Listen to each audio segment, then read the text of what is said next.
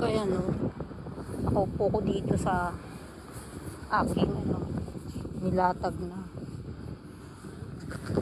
tela. Ang daming cherry flowers na bumaksak. Ang kitignan.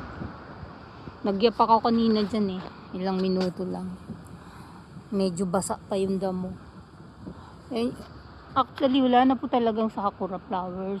Yung mga puno kalbo na kalbo na siya kaso may mga dalawang puno lang nakikita ko rito na tingin ko hindi sakura to parang plum plum fruits, plum flowers. Hindi ko alam kung may bushy, may plum o whatever. Ayan kasi tapos na yung sakura wala na pumunta nga ako ng malaking park, wala na talaga ako makita ng sakura. Hindi ako hindi ko na-enjoy. Pero dito, sabi ko upo lang ako sa park. Pagdating ko, ang dami alikabok. Naku, masinggot ko yung alikabok.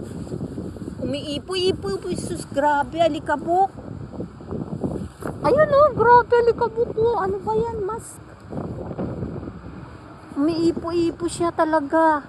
Ay, naku ba. Kailangang maligo ng ulo. Nako.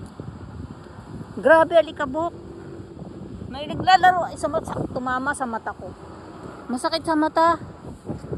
Ayan sakura. Hindi sakura.